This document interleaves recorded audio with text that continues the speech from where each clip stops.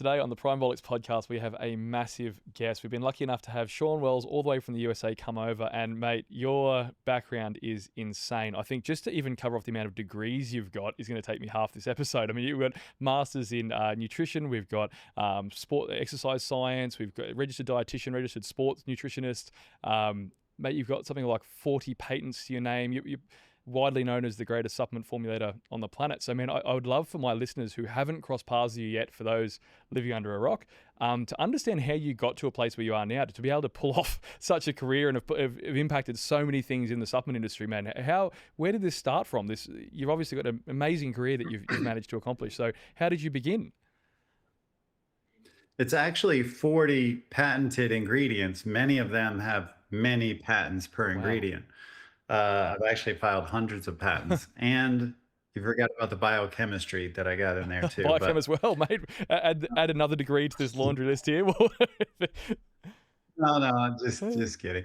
I got started like my mom was actually I'm 51, almost 52 in June, and so I was a kid of the 70s, and my mom was like way ahead of the curve. She was selling something called Shackley from Europe. These were vitamins, and it was like kind of like an early Mm. MLM.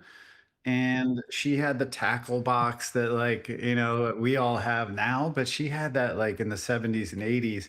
Wow. And this was at the time like when Linus Pauling was talking about um, like huge doses, orthomolecular doses of vitamin C. Oh. At the time, we were all talking about 60 milligrams, as like to prevent Yep. scurvy. Linus Pauling was talking about vitamin C to prevent colds and to make your immune system stronger and collagen synthesis. And he was talking about grams of vitamin C. And so, like, this is when everything shifted from we were talking about deficiencies, and what we learned maybe in school was about having goiters, or if you didn't have enough iodine or pellagra or like scurvy or like some of these things, rickets, that you've probably never even heard of for like 100 years. And things were shifting into this orthomolecular dosing, meaning like larger doses than what a deficiency based system would be. And so now, as you know, like we're at a point where we're talking about like what's optimized and Mm. biohacking. But my mom was biohacking 50 years ago. What an amazing So lady. uh yeah, no. And she would like we had like the vitamin E soft gel, and like when I got a cut or a burn, she would like break it open and put it on the wound. And it was really cool. And she had these things that were like power bars way before power bar. And it was really cool back then. Like I believed in all of this stuff. So that was the game changer Well, for mate, what an me. amazing role model to have early on. And you're right, she was so far ahead of her time, particularly in the 70s. And I think some of those almost early semi sort of homeopathic approaches ended up being grounded in some really amazing, when you look at like a lot of the herbalist work that we do now and formulate with now, a lot of that stuff started back then. I mean, like the mega dosing vitamin C, that's a really cool one because you're dead right. Here in Australia, we have the same thing where our food standards are built around the minimum dose to prevent illness, not what makes you thrive, what makes you, how can you optimize health? And you've built a career around helping people optimize health and now in multiple countries all around the world. So now you've gone from the background of seeing that in your formative years, you've then run head on into academia. Where did that begin? Because we've got that huge background with all of your multiple degrees. It seems like nutrition is a really strong core fundamental piece though in that background. Did you start from that lens of looking at food first? How did you sort of start, when you first threw yourself into it? Well, believe it or not, I actually became like a junk food junkie, and I was very Mm. depressed growing up. I got bullied.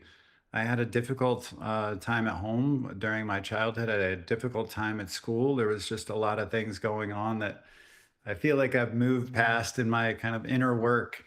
And but it definitely had an effect on my health, and I use food, especially junk food, to hide. Mm. And even though I believed in the power of supplements, I really didn't think of diet the way that I should have, and it was just a place that I could hide and feel better. even for a brief period of time, was it was the junk food, the sugar sodas and the drinks and the candy and cookies and all of it. And I became very overweight, morbidly Mm. obese, and I just got picked on all the time. It was Yeah, yeah. tough, and so it was really in school when I was pursuing a business degree. I was at the top business specialty school in the country in the U.S. Called Babson College, and I was about halfway through, and I started working out and Mm. dieting. There was something that had just launched called creatine. Maybe you've heard of it, and EAS launched it at the time. And it was in Muscle Media 2000. This was the magazine with Bill Phillips and Dan Duchesne. And I was excited about not only creatine because it was working, but the creatine plus protein, and it was called phosphagen. And then I was using a lot of other supplements at the time, like glutamine and vanadyl sulfate, Ah. and all these different things that were getting popular. HMB was actually one of the next ones that they released. But these ingredients, along with this encyclopedia that they had, was exciting to me. And I was reading all the magazines constantly. Going into a GNC, I would spend like 3 hours in the GNC just reading all the labels, reading all the magazines, believing that everything was the magic bullet at that time. But I did transform my body. Like, I was literally going in the gym, and that feeling like early on when you're like going up like a set of dumbbells every single time you're like going to the gym, it's like that's really addictive. And then when you look in the mirror and, with creatine, like I gained 10, 15 pounds like in a short period of time, and that was a muscle, and then I lost a ton of fat.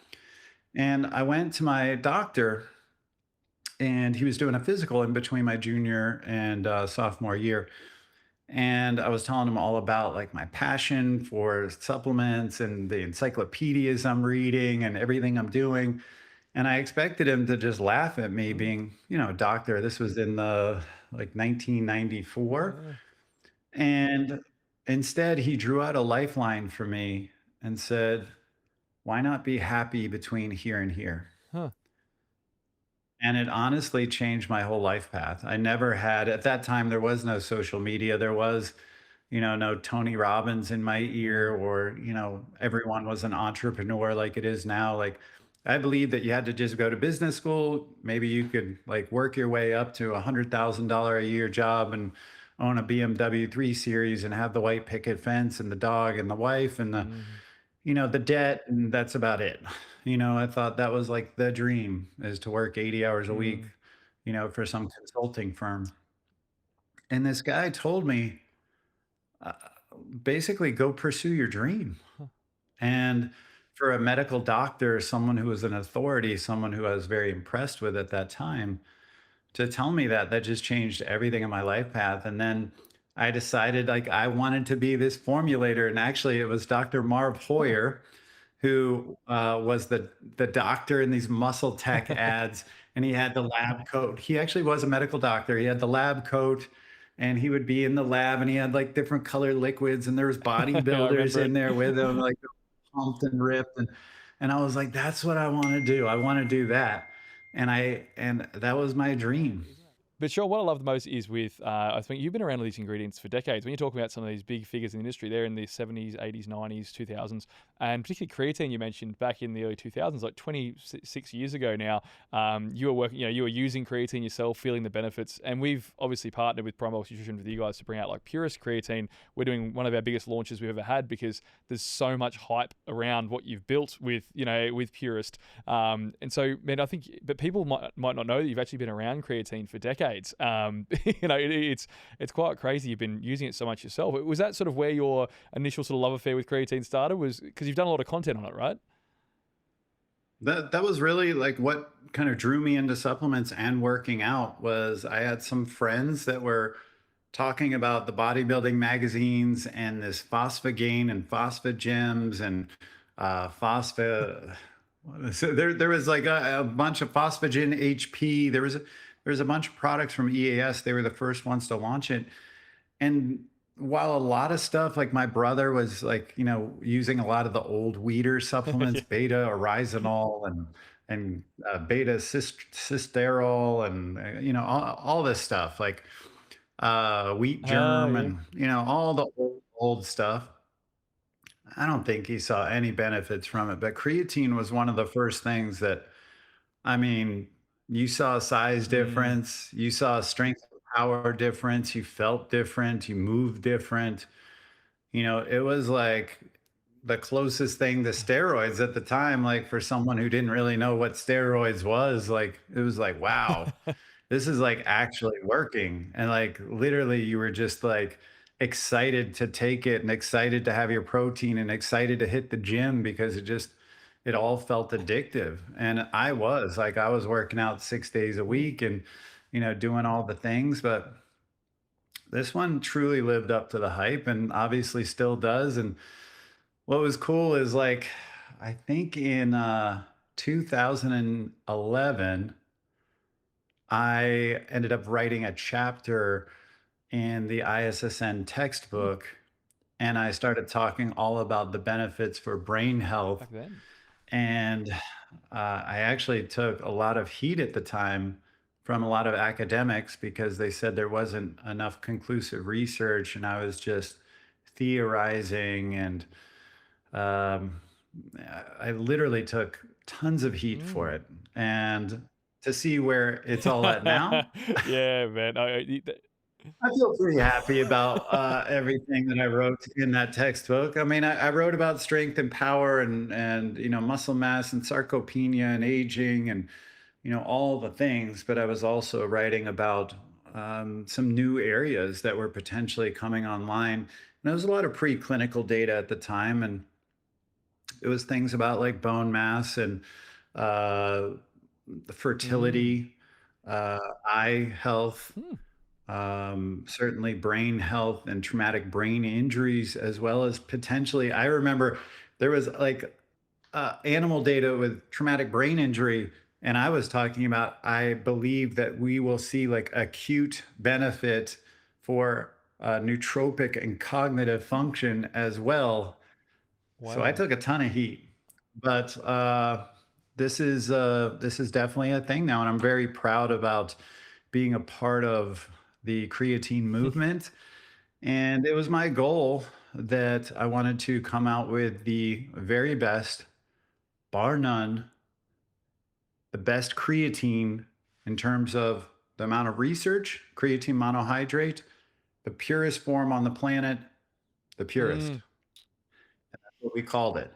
And there is another brand that's out there, and we exceed them in every single facet. It's amazing for your material, mate. I think I cannot believe we're working with it as a raw material now as well. Like we're hitting launch as we're filming this podcast. We're literally sending our first tubs out with with the Purest logo on there. But when I first saw this last year, and I had your team with NNB sending over samples and seeing even with the 100 gram sample having COAs there, and then you mix it in water and the solubility is ridiculous. Like it's like nothing you've ever used. Like you don't have any of the chalky, gritty textures.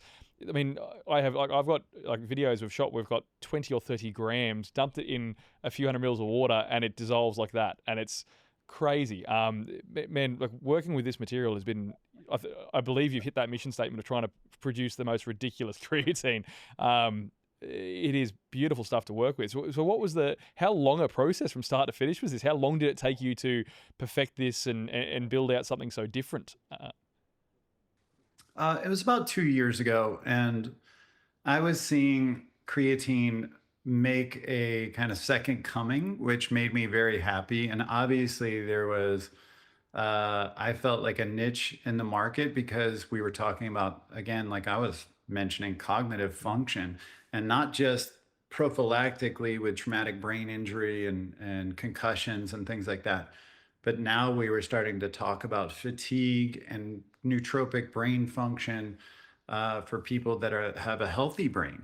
And so, with the popularity growing, like the TikTok popularity, women talking about it, there is elderly people that are talking about it for Mhm. sarcopenia. We're talking about the brain function, and more athletes are using it, even non-power athletes. And it seemed like when my mom is talking about it, that I'm like, okay, like, all right, like, but I don't ever want to do anything commodity. Never. That's not like where I want to be. I always want to be at the edge of innovation. And then we had some customers coming to us saying that this other, pure product from Germany was maybe not as pure as it could Hmm, be, was taking 3 times as long to deliver as it should, hmm, was about triple the price it should be. And we're like, okay, well, this is a chance for us to innovate. Can we do it better? That's the only way I'm going to step into this market. And I challenged the team. I said, we're going to test them out. We're going to certainly test out like a standard, bottom of the barrel, like commodity Chinese creatine that's in 95% of the creatine products out there. And then we'll test out this German creatine. And if we can exceed it in every way, in every single category, for purity, for toxins, then we will come out with it. And it took us about 2 years to perfect this process. And we do have the cleanest, the purest creatine on the planet. And the thing is, where this really matters for me is I remember like we were talking about 3 to 5 grams a day.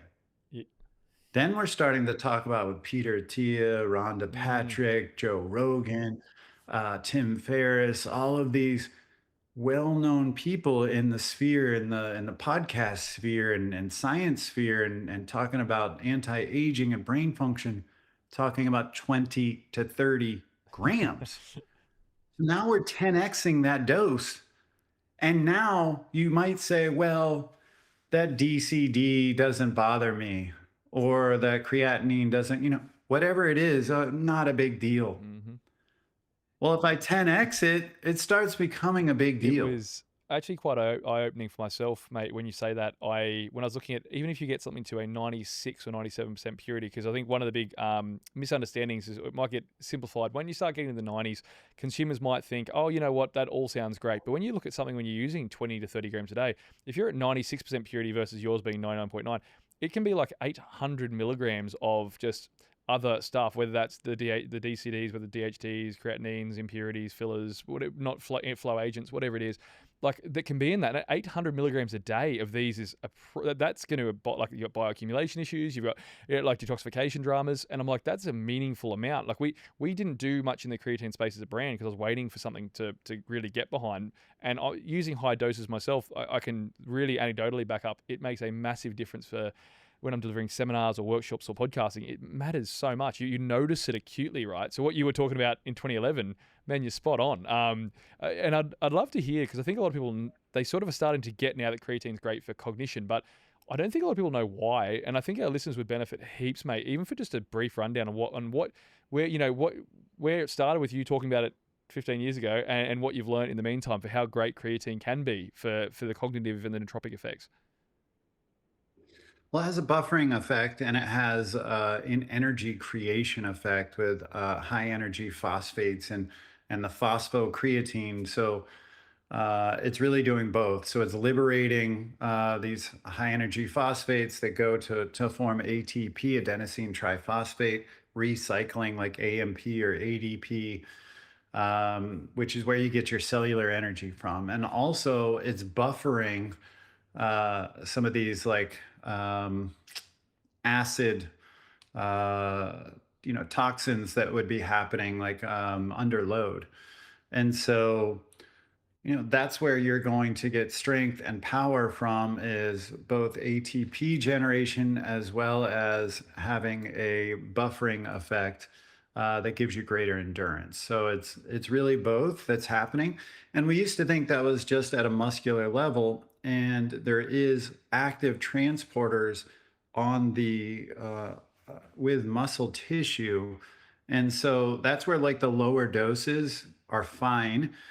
Yes, muscle saturation would be ideal, but that's where you can load at first. That's where the idea of loading came from.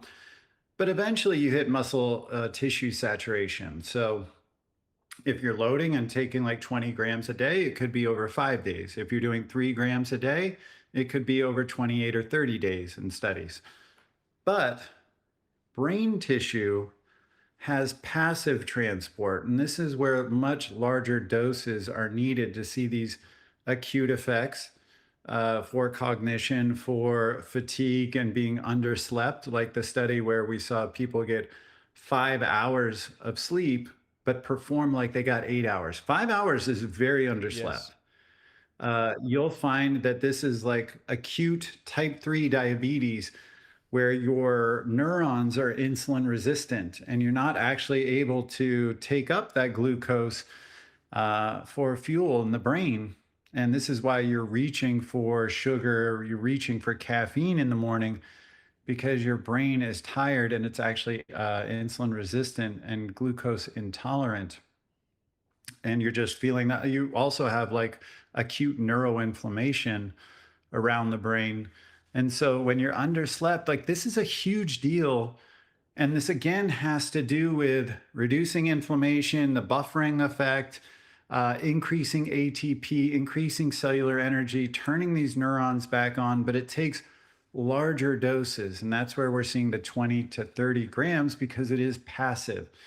There may be some synergistic benefit to using GAA with creatine that's being explored right now, potentially more so in the brain, but that's not heavily backed up by research. It's been kind of theorized, and a study or two has kind of pointed directionally to it, but we don't really have conclusive data there yet. But that's its precursor, GAA. But anyway, creatine, really where you want to be, ideally, especially if you haven't slept well, especially if you need to perform well cognitively, or if you do have a traumatic brain injury or concussion, definitely want to be in that 20 to 30 gram range. Now, what you want to do there, because there may be some solubility issues, there may be some GI issues at larger doses, is actually heat that water up or the solution that you're putting it into. And I actually, the way I always do it, and I know 20 grams would be a lot to do this way, so you could divide the doses, but I always just take the spoon and just put the powder in my mouth. So then I don't have to worry about solubility or mixing or whether it dissolves or whether it drops out or any of that kind of stuff. I just hit it in my mouth and then chug something, hit it in my mouth, chug something.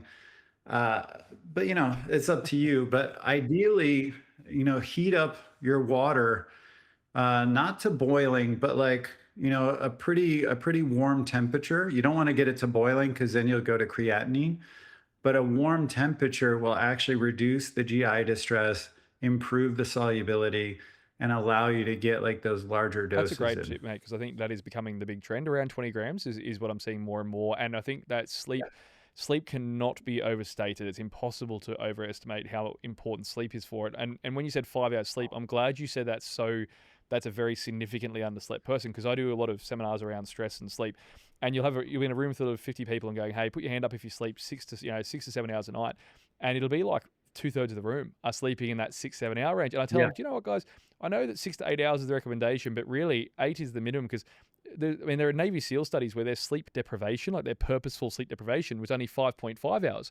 And they put them through that in a week, and they watched their testosterone drop like 30%, insulin resistance up 35%, cortisol up 40% throughout the day. And you're like, this is recent data. I think that was a 2019 bit of research. So it's insane how impactful sleep is. And if we can offset the negatives of what that can do, especially around that mitochondrial function, around that cellular energy piece, that's massive. So for people listening at home, to break that down, I suppose, making your cells work more efficiently at producing ATP, the end energy output unit that we use, that our cells run on to make us thrive.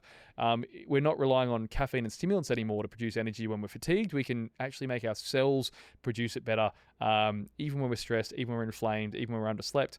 So, man, that's a really great wrap up too mechanistically. I love you did that. And so for you for yourself, man, I think our people would love to know, what does Shawn Wells do? What are you taking? Are you using that dose regularly? Are you doing it like cyclically? What's your sort of regimen looking like at the moment with creatine? I do. I work out in the morning. I do get my full 8 hours of sleep. I wear like an Oro and Ultra Human ring, which helps me track my sleep quality. But absolutely, I will hit the creatine first thing in the morning and get that 20 grams. Absolutely. I do take beta alanine as well. I use paraxanthine, which is my ingredient. I use dileucine, which is my ingredient as well. And it's a dipeptide of leucine and vastly outperforms a standard leucine for muscle protein synthesis using this PEP1 transporter. And it's, with it being a dipeptide, it's gained a lot of excitement. It's been selling out for a number of brands here in the US. But we're seeing dramatically higher muscle protein synthesis, more muscle fiber recruitment, faster recovery, improved endurance with reps to failure, especially with lower body like leg press. So it's been exciting, and that's one I definitely get post workout. I use the dileucine. Um, I use Beba, which is my ingredient as Good, good. well, which is an exercise mimetic, and I take a gram and a half of that, and it literally is when you're training intensely. Um, Valine breaks down of your BCA muscle pool and converts to this exerkine, which means it's like a signal from intense exercise that's released from the muscle. And it tells your body that intense exercise is happening. And everything associated with intense exercise is associated with BABA. Huh. And so we've shown that when we administer BABA as a supplement, we increase BABA levels in plasma. And basically, we see improved VO2 max, reduced fat mass, improved muscle mass, improved ketone utilization, improved glycogen utilization and storage, and improved bone mineral density, increased neuroplasticity, increased strength. Basically everything associated with intense exercise, VO2 max, all of these things are associated with Beba. So that's been another one that's been exciting that I brought to market as well. And my ingredient paraxanthine is just a much cleaner ingredient than caffeine. I actually brought T-creen and dynamine to market as well because I don't like caffeine. And I've always struggled with caffeine and had a lot of side effects from caffeine. Greatly affected my sleep Mm, mm. massively. Like I struggle to sleep. Like if I even like having a workout at noon with like a pre-workout, it would jack up my sleep, let alone if I worked out at night with caffeine. So that's why I worked on T-creen and dynamine, and then my pièce de résistance was paraxanthine. So Which is blown up. um, I'm always working on something new, and I've got a lot more things It's exciting coming. to see how much paraxanthine's blown up. And there's a few that you brushed over, but in themselves huge. Dynamine and teacrine. I remember Dynamine, I was one of the first guys to do it in the Australian market. I used it in a pre-workout that used to be called Warfare. And it was one of the fastest hitting, cleanest, beautiful stimulant, that thing. And I agree with you on the caffeine part. Here, I think so many people are burning the candle at both ends. They're overstimulated already. They're living on caffeine. They're under eating. Like they're skipping breakfast, grabbing a coffee. Lunch is something on the go quickly, but jam in another double shot latte. And in pre-workouts, we're using 3, 4, 500 milligrams of synthetic caffeines. The 137 trimethylxanthines and all those fun groups. But when you look at like what you've done with Dynamine, man, that thing here in Australia anyway blew up the market. People loved how clean, how fast hitting, and I think now with paraxanthine as well, that's already getting a lot of notoriety as being, I suppose, a downstream metabolite that's getting some really great benefits without the negative. So, how did you develop that, man? Like, how did you even think that up as a concept? That's a really unique approach. I mean, I don't know. The same way I did work on these dipeptides or worked on Beba and ergothioneine, dihydroberberine. Like, These are just ingredients that a lot of times I'm just exploring metabolism. I'm looking at kind of similar chemicals, compounds, and seeing how they're metabolized, and just kind of going down this rabbit hole of, just looking at metabolism of compounds. And then you look at something called like SAR, where you're looking at the structure and understanding how the structure affects its biochemistry. So, like a methyl group here or a methyl group there, what have you. It leads to different effects. Like caffeine is 1,3,7 trimethylxanthine, paraxanthine is 1,7 dimethylxanthine, Hmm. because it has a methyl group removed on the third carbon. And like theophylline and theobromine are the other two metabolites. And you have 3,7 and you have 1,3 dimethylxanthine. And so you have a demethylation happening in the body, where the body's removing a methyl group on one of those three groups, or one of those three positions, I should say. And it leads to different compounds, and there's different ratios and that happens, and there's different effects. Like theobromine has very little, I'd say very little physiologic effect, maybe some vasodilation. There's definitely not like a adenosine inhibition with wakefulness. There's definitely not like a dopaminergic aspect to it. Uh, and theophylline has almost all the side effects with very little benefit. It's a bronchodilator, and it's very dirty compound, and I believe caffeine's very dirty as well. And I actually think it's because of this three methyl group. But the 1,7 dimethylxanthine, paraxanthine, is super clean. You don't basically get any of the side effects associated with a theophylline or a caffeine, and you basically get like all the clean effects that you want. And when we look at the studies head to head, we've done 6 human studies. Every study we look at where we put caffeine next to paraxanthine, caffeine increased mental errors 23%, paraxanthine decreased mental errors 11%. Like the differences are just, and every study is like this. It's massive, massive differences, huge delta. Wow.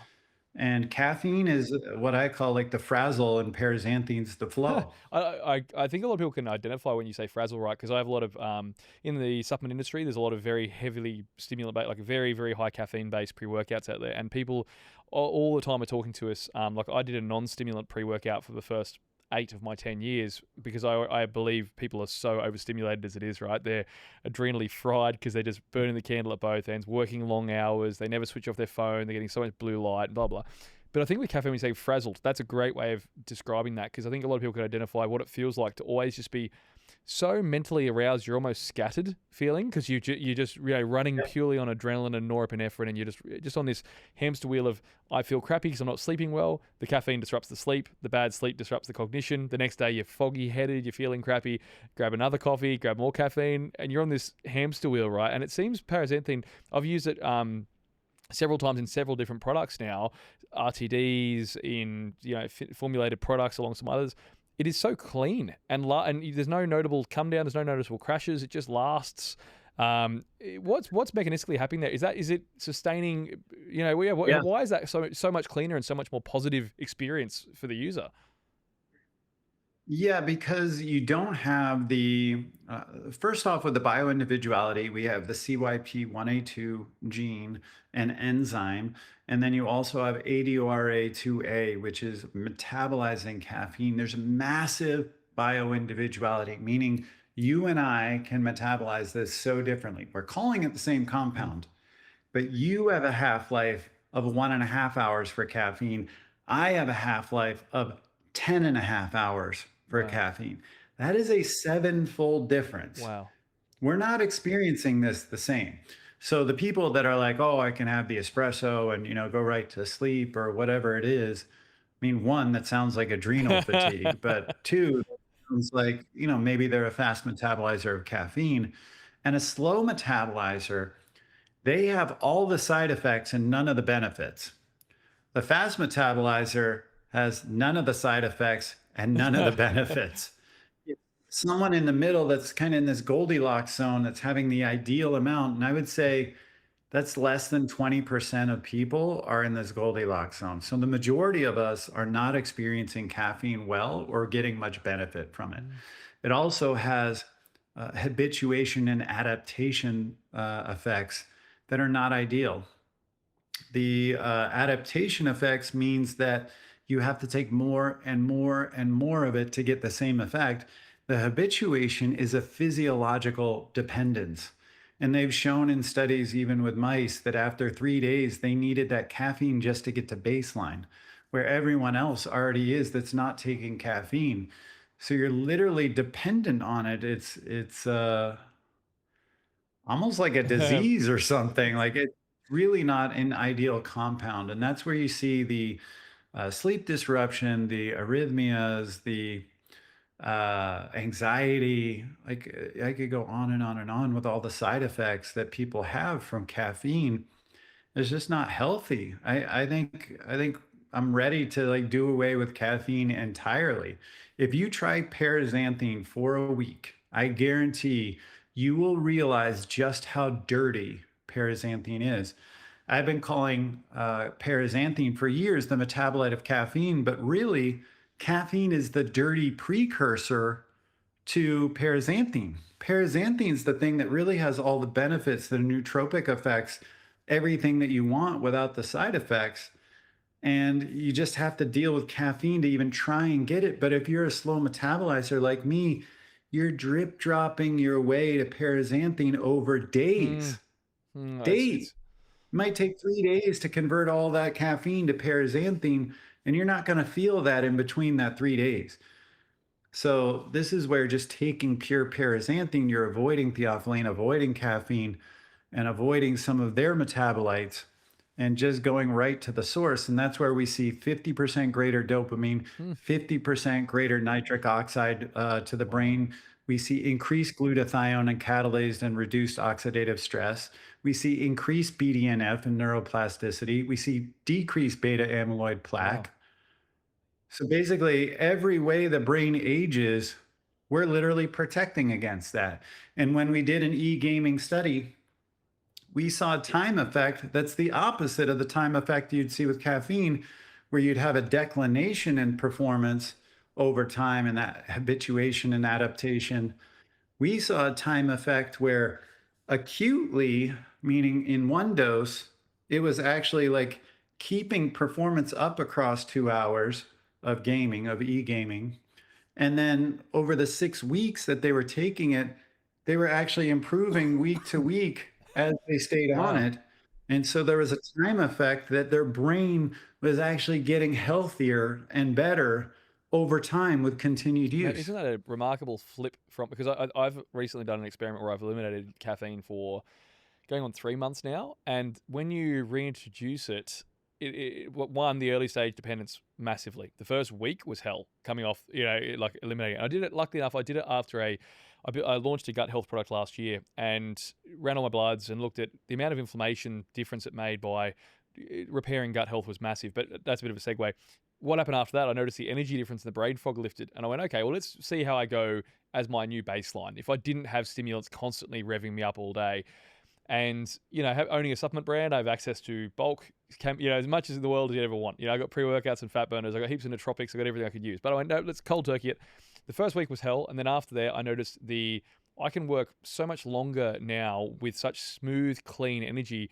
Before I'd have, do a workshop and you'd have to do caffeine and nootropics before it, another caffeine afterwards because you're crashing midway through the workshop. You'd be halfway through a workday and you've hit a wall and you needed more caffeine to push you through. I didn't notice any of that though when I was playing with your paraxanthine. I think it's got some real promise, mate. Just like your DL 185, because I think we brushed it before, but peptides are such a big area. And this thing Yeah. has, particularly when you mentioned the leg press study, when I looked at the studies you'd performed on it, we brushed over to say it has some decent benefits. No, when you look at the time to fatigue and the difference in repetitions performed on a leg press, for example, using it versus not, it was crazy, mate. Like It was like it was 12 nuts. reps. It was like a massive It was difference. huge. I was like, what the Yeah. hell? Huge A- difference. Honestly, like I have been training really hard for like 6 months, working out 5 or 6 days a Mm. week, like really pushing to see how far I can go. I've been taking it twice a day, taking it post workout and then at night before I go to bed. I'm also, like I said, I'm taking HMB, I'm taking creatine, I'm taking betaine, and I think that's kind of my ultimate like muscle stack right there. And I like the recovery is nuts. Like I literally feel like I could train the same muscle group 5 days a week. Like it's wild. It is really wild, especially when you go to the second dose, which is something I think most people haven't done and we haven't looked at in a study yet. But I can tell you, like, I mean, definitely like the post workout one is probably like 70% of the benefit. But Yeah. 30%, like, I'm still getting a noteworthy bump from the second dose, and it's just been a game Man, it changer is. for When me. you look at the studies on the muscle protein synthesis difference against it, because a lot of the a Yep. lot of the supplement industry historically has been first it was BCAAs, then leucine alone, leucine and HMB, then EAAs, and looking at the full nine essential amino acids and how they all play together.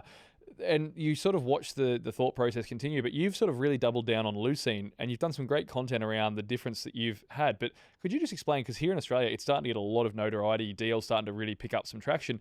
It's something that we'll be, tinkering with ourselves as a brand very soon. And man, like seeing the differences, I was using 2 grams post workout and seeing differences. Yeah, same thing as a Yep. natural athlete, massive differences in recovery. But mechanistically, man, could you run through people at home what is giving them such those crazy benefits with off DL 185? What's happening under the hood when they're using that post workout? So, by the way, this also was something that I was working on about 15 years ago and got laughed at Huh? by so many exercise scientists. Really? I I could run through the names, and they're some of the most famous ones in the Wow. industry. And so it's funny. Like there's so much vindication now. There is a transporter. I saw this data and it blew me away that 189% faster transport of amino acids to plasma when you have a di or tripeptide, certain di or tripeptides that are using this PEP1, PEP2 transporter in the gut. And while this seems counterintuitive, a free form amino acid, just a free singlet amino acid, is actually slower to plasma, to your blood plasma, than a di or tripeptide.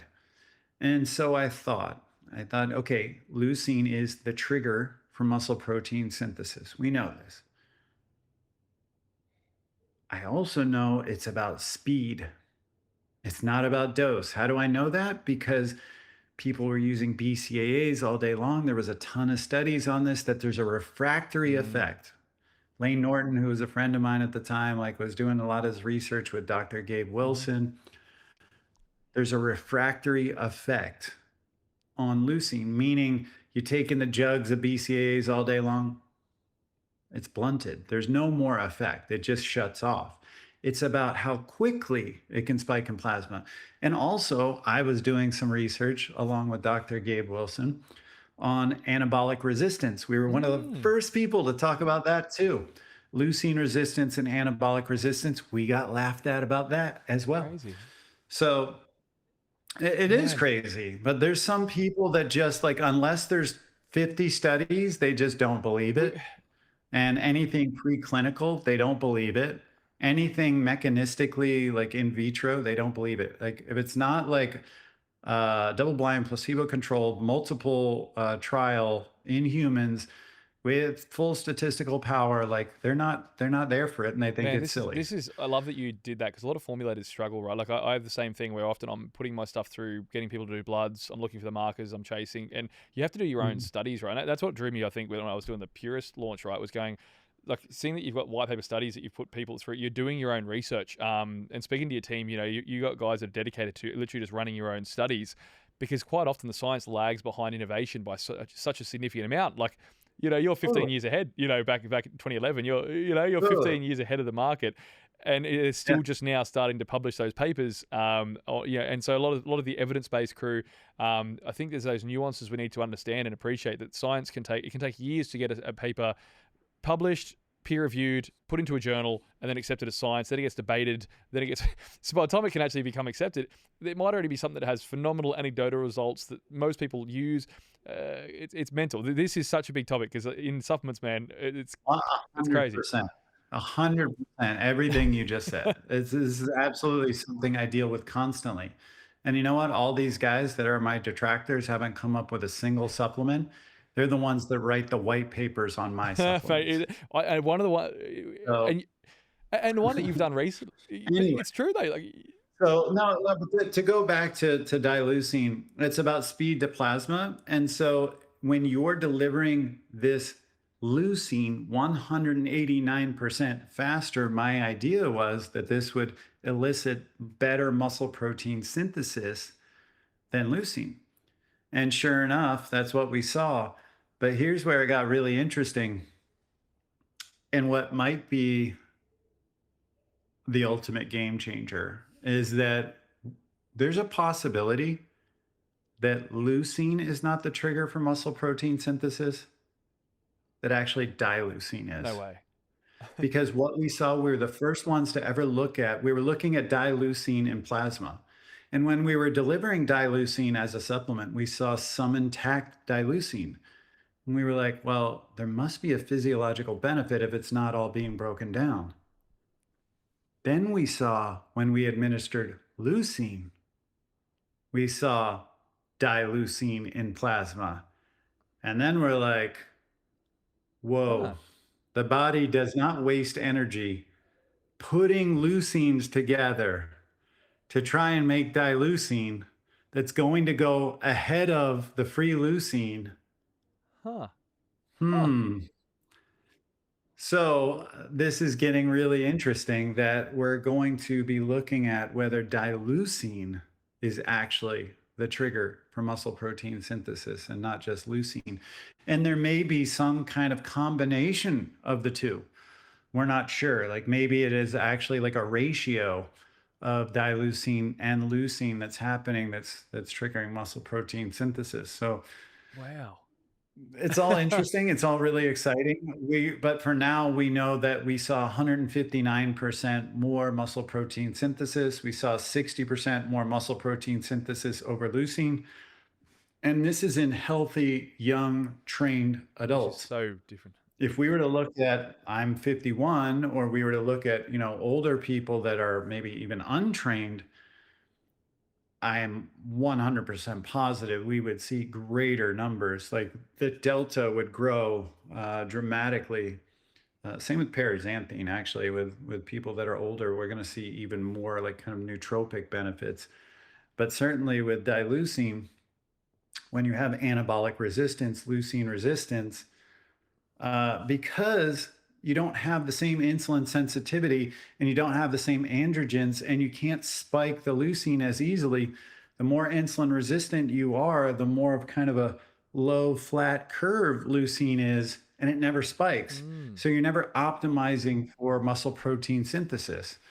So this is where we're seeing just huge differences for sarcopenia anecdotally, cachexia like clinically, and we plan on doing plenty of research there as well, similar to what HMB did with like Abbott and EAS for a lot of their clinical work. We expect to see similar effects with our dileucine. And this is some crazy stuff that you're seeing, not just describing the mechanisms, but even like the implications it has for a huge audience, right? Like obviously a lot of my people who are listening to this are, bodybuilders, fitness enthusiasts, people who compete regularly. So they're looking at it from the anabolic perspective of going, how can I build more muscle? How can I recover faster? And so on. But when you're saying sarcopenia as well, I mean, we lose, 1 to 2% of our cardiovascular fitness per year, even as early as 35 onwards. And then muscle mass is, late 30s onwards, you're starting to see decline in muscle per year if you're not resistance training to fight back against that natural chronic decline. So it's really powerful to see. This could have very big impacts for a very big audience, not just the elderly with muscle wastage, but, trying to maintain muscle long term. It's an amazing molecule. It's really quite interesting too, the thought that dileucine might be the actual thing that's the trigger, because leucine has enjoyed a good 10, 20 years in the spotlight, right? So, man, watch this space, guy, listeners at home. Now, I think to shift gears, because I think now to cut into your more recent projects, one of the things that's gotten me most excited as a formulator is MitoPrime and learning about L-ergothioneine as well. I think this has probably had some of the most remarkable studies coming out of like that you've done with it, and seeing the metrics that this improves by. Mate, could you walk some of the guys at home who haven't heard of MitoPrime or haven't heard of L-ergothioneine? It's like possibly going to be added into a whole new category, which I don't think has been done in decades. So would love to hear, mate, how that goes. Where that originated. Yeah, I started doing research on this compound that may have been what was really causing the benefits from a variety of these mushrooms, not the beta glucans. And I also saw some theorize, this was about 10 years ago or so, that this could be potentially a new Mm, vitamin. And that was very early data, and it was, considered very wild at the time. But here we are 10 years later, and I do think that realistically, this will be the next new vitamin, and it will probably be in the next five mm, years. There's an established deficiency for it. There's cognitive decline that's shown when you don't have enough ergothioneine in the diet. We don't make it. There is a unique transporter system for it, the ETT or OCTN1, that's used in the body that tells you how important this is. It is a mitochondrial antioxidant and very important when it comes to biogenesis and the creation of energy, protecting the mitochondria, as well as mitophagy, huh. which is autophagy in the mitochondria, like the cleanup of the mitochondria. And we know like mito is the next keto. Yes. Like mito is everything. We're talking about mito is important for aging related to glycation, inflammation, oxidation, cellular energy, how well we age, how we feel, how much longevity and not just lifespan, but health span and maybe even youth span that we're talking about now is a lot to do with the mitochondria. And so there's a lot of excitement around mitochondria. And L-ergothioneine is the active isomer that we find that does protect these mitochondria and is taken up by this transporter.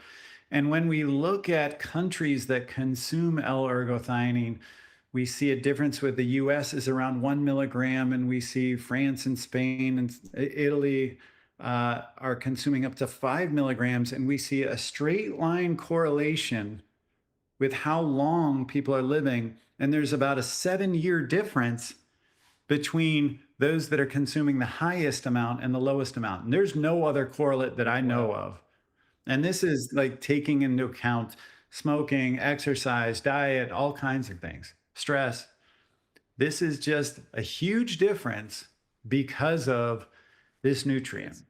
It is a very powerful nutrient, and I believe it is just as important as taking I creatine. think, and And maybe you'll have a creatine ergothioneine supplement or yes, but no, it was something. But actually really, really complimentary. uh, I love you talking about mitochondrial function, because that's become my next love affair. After going from gut, then realizing how much systemic inflammation can be generated from having, whether it's leaky gut or gut impermeability, then looking at what that does when that systemic immune response really starts inflaming the mitochondria and really messing with cellular energy production, and how much that then translates to just general systemic inflammation, the foggy headedness, the low, just lethargy, just being generally just not running optimally, right? And so when I saw L-ergothioneine initially, I was like, this sounds like the most promising thing I've seen since NMN hitting the scene. Talking about a longevity molecule that hits dozens of areas and multiple pathways. I'm like, this is going to be a massive, massive thing to hit the supplement industry.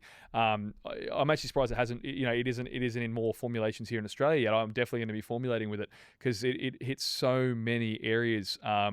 Man, but I love what you said. Man, mitochondria is the next keto. I mark it here, guys, listeners at home. This podcast, this is the time in 2026 we're talking about how mitochondria are going to be the next big fitness trend, because that's everything, right? That's our big unlock. So, Shawn, mate, we've had an hour of your time. I'd love to go give some like short actionable things though for our guys at home to optimize their personal supplementation. I know you said before you do a lot of talks, not just on what supplements are great, but what you shouldn't take, or how to recommend things that are good for a broad audience. So for our mix of fitness gurus, coaches, PTs, active competing bodybuilders, business owners, high performers at home, what's a handful of supplements that you think most people just feel phenomenal on, that makes a big difference to their day, that helps them, one of those panacea type supplements, right? What are your favorites that if someone just pulls you off the street, go, hey, Shawn, what's your go-to stack for the high performers out there? They're the ones that I've come out with, honestly, and that's not, I'm not talking about them because I've come out with them. I'm The reason I came out with them was because they're the things that I'm using every day, and I wanted to release the best form. Like rhodiola is my favorite adaptogen, so I came out with a fermented salidroside, the active from rhodiola. That 20 to 50 milligrams was like taking 2 to 5 grams of Oh, rhodiola. And that's something that is at 20 milligrams or certainly 50 milligrams is experiential. And adaptogens help you deal with physiologic and mental stress better. And so you're more resilient. You can recover faster, sleep better, perform better, you have better endurance. I'm using a very high dose of ergothioneine. Same thing. We saw it becomes experiential when we went up to these supraphysiologic doses when we were at 50 to 100. We're even looking at 300 mm, milligrams. There's a study in animals where they saw endurance cardiovascular benefits at what would extrapolate to about 320 wow. milligrams.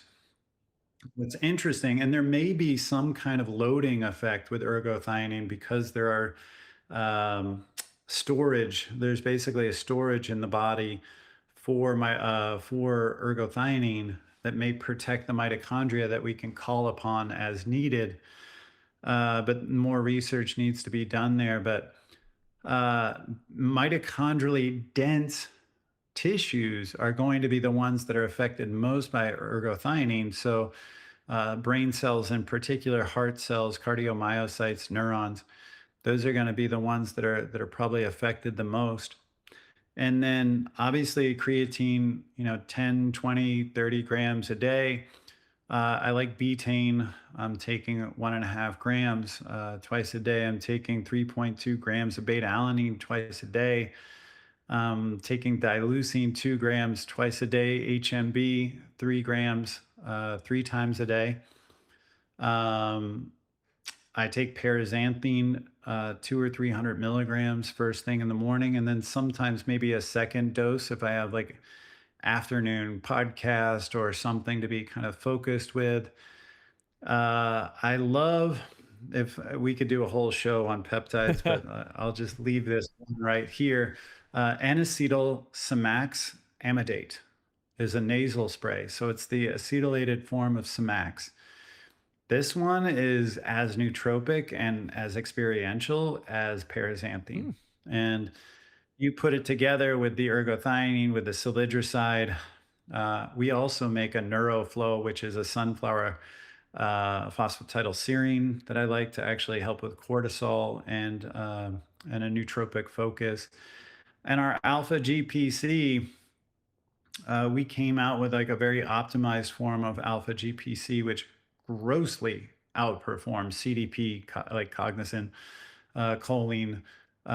We're seeing that it has acute benefits. CDP choline takes like 6 to 12 weeks to actually build up an effect.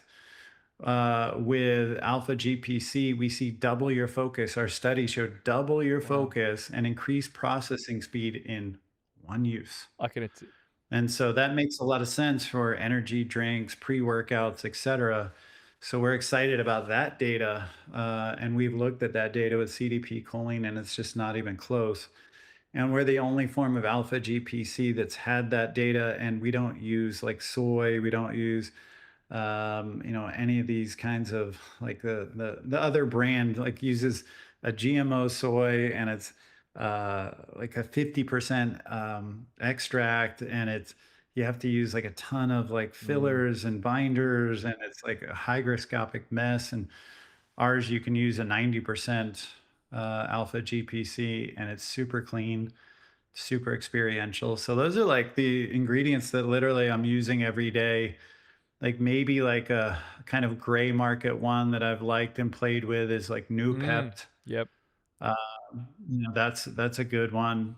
if I do want some nootropic effects. Also, 7,8 dihydroxyflavone, or its metabolite for DMA, dimethylamino 7,8 dihydroxyflavone. These actually increase BDNF. Ah, And so that increased neuroplasticity is really important. So I love those. Tyrosine is actually a really cheap one. And we actually make a fermented Tyro Pure because I love it. I use tyrosine all the time and it stacks super well with paraxanthine because it's dopaminergic. yes. So Tyrosine's so underrated. taking like a gram or two, I think a lot of people have underdosed tyrosine. They're taking 500 milligrams. Take a gram or even 2 grams, and you will feel Yes. it. I promise. It's a dopaminergic hit. And if you stack it with something like paraxanthine or L-Dopa, like from Acuna or something like that, you'll definitely Mate, notice that's a it. great mix there of you've got nootropics there, so you've got your alpha GPCs for acetylcholines, you've dopaminergic guys like your tyrosines, adaptogens to help build people's resilience with your rhodiola. That's a fantastic herb to help people really just buffer you against the effects of stress, but also energizes you quite nicely. I really love rhodiola for energy. You've got creatine and dileucine for the performance benefits.